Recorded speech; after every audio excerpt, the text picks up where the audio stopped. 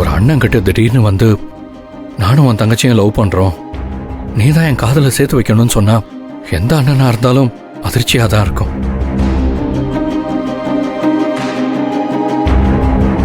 எனக்கும் ஒரு தங்கச்சி இருக்கா, என்னால் அதை புரிஞ்சுக்க முடியுது. இந்த விஷயத்த ஒரு நல்ல சந்தர்ப்பத்தில் தான் சொல்லியிருக்கணும், ஆனா எங்க சூழ்நிலை சரியில்லை, அதான் இப்பவே சொல்ல வேண்டியதா போயிடுச்சு. நீ என்ன நினைக்கிறேன்னு புரியுதுன்னே. இன்னும் அக்காவுக்கே கல்யாணம் ஆகல, அதுக்குள்ள அவசர அவசரமா உனக்கு ஒரு வாழ்க்கையை தேடிக்கிட்டதும் இல்லாம என்கிட்டயே வந்து சேர்த்து வைக்க சொல்றியான்னு யோசிக்கிறல்ல? சேச்சே, என்ன ஆனந்தி இப்படிலாம் பேசுற? நான் ஏன் அப்படிலாம் நினைக்க போறேன்?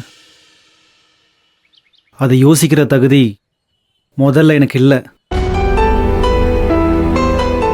குடும்பத்தில் முதல் கல்யாணம், ஆம்பளை பிள்ளைய முன்னாடி நின்று அதை நடத்த வேண்டியவன் நான். யார் வாழ்க்கையும் பற்றி யோசிக்காம என்னோட காதல் தான் பெருசுன்னு பணம் நகை எல்லாத்தையும் தூக்கிட்டு ஓடி வந்தவன் தானே நான். என் இடத்துல இருந்து குடும்பத்தை எடுத்து நடத்துறவ நீ ஆனந்தி.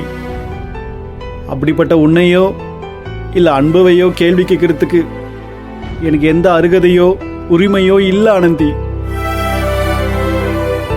இப்படிப்பட்ட என்னை மதிச்சு இதெல்லாம் வந்து என்கிட்ட சொல்றீங்கன்னா அதுக்கான தகுதி இருக்கான்னு தெரியல.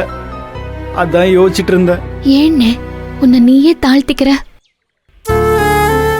வாழ்க்கையில எல்லாருந்தே ஒரு சூழ்நிலைக்காக முடிவெடுக்கிறோம். அது தப்பா போறதுனால நாம தப்பானவங்களா ஆயிர மாட்டோம்ல. 1000 இருந்தாலும் நீ அண்ணன், உன்கிட்ட இத பத்தி பேசாம வேற யார்கிட்ட நான் இத பத்தி பேச முடியும்? உன் மனசு யாருக்கும் வராது ஆனந்தி. நீ ஒரு முடிவெடுத்தா அதில் தெளிவாக இருப்பேன்னு எனக்கு தெரியும். அது மட்டும் இல்லாமல் அன்பு மாதிரி ஒரு நல்லவர் எங்கே தேடினாலும் கிடைக்க மாட்டாரு.